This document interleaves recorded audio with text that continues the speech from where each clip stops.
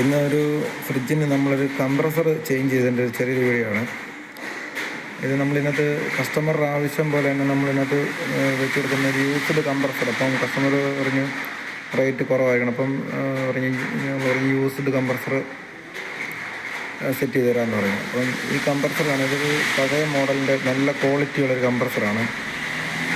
പഴയ മോഡൽ എന്ന് പറയുമ്പോൾ ഇപ്പോഴത്തെ കംപ്രസറിനേക്കാളൊക്കെ നല്ല ക്വാളിറ്റി ഒറിജിനൽ കോപ്പർ കോയിൽ വരുന്ന കംപ്രസർ. അത് നമ്മൾ സെറ്റ് ചെയ്തെല്ലാം വെച്ച് ഇപ്പം വാക്വം ചെയ്തുകൊണ്ടിരിക്കുന്നത് ഞങ്ങൾ കാണുന്നത്. വാക്വം പമ്പ് നമ്മൾ തന്നെ കംപ്രസർ വേറെ ഫ്രിഡ്ജിൻ്റെ ഒരു കംപ്രസർ വെച്ച് വാക്വം പമ്പ് ഉണ്ടാക്കിയേക്കുക. അപ്പം അത് വെച്ച് ഇപ്പം എല്ലാം സെറ്റ് ചെയ്ത് കഴിഞ്ഞു. ഇപ്പം വാക്വം ചെയ്തുകൊണ്ടിരിക്കുന്നേ ഉള്ളൂ. അപ്പോൾ ഈ ഇതിനകത്ത് വെച്ചേക്കുന്ന കംപ്രസർ എന്ന് പറയുമ്പം പഴയ മോഡൽ സാനിയോ എന്ന് പറഞ്ഞൊരു 10-20-25 വർഷം പഴക്കമുള്ളൊരു മോഡൽ ഫ്രിഡ്ജിൻ്റെ, പക്ഷേ ഗുഡ് കണ്ടീഷനായിട്ടുള്ളൊരു കംപ്രസർ. അതിനകത്ത് നമ്മൾ ഈ പുതിയ കംപ്രസർ പോലല്ല, അതിനകത്ത് എക്സ്ട്രാ 2 പൈപ്പും കൂടെ കാണാം. അതങ്ങനെ അധികം ആരും കാണാൻ വഴിയില്ല.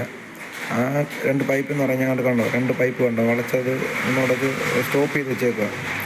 ഈ 2 പൈപ്പ് എന്ന് പറഞ്ഞാൽ ഇത് ആ ഫ്രിഡ്ജിനകത്തൊക്കെ ഓയിൽ കൂളിംഗ് സിസ്റ്റം എന്ന് പറഞ്ഞൊരു കോയിലൂടെ പോകുന്നുണ്ട്. അത് നമുക്ക് ഇതിനകത്ത് ആവശ്യമില്ല.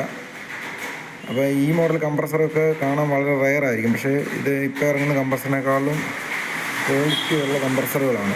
നമ്മളെല്ലാം സെറ്റ് ചെയ്ത് വെച്ചിട്ടുണ്ട്. ഇപ്പോൾ രാവിലെ നമ്മളതൊന്ന് തുറന്ന് നോക്കാൻ പോവാണ് കൂളിംഗ് ആയോന്ന്. അപ്പം ഫ്രിഡ്ജെല്ലാം നല്ല കൂളിംഗ് ആയിട്ടുണ്ട്, അടിപൊളിയായിട്ട് കൂളിംഗ് ആയിട്ടുണ്ട്. നല്ല സ്പീഡായിട്ടാണ് ഈ കംപ്രസറിനകത്ത് കൂളിംഗ് എല്ലാം ആകുന്നത്. അപ്പോൾ കാണാം മഞ്ഞ് പറക്കുന്നത് കാണാം.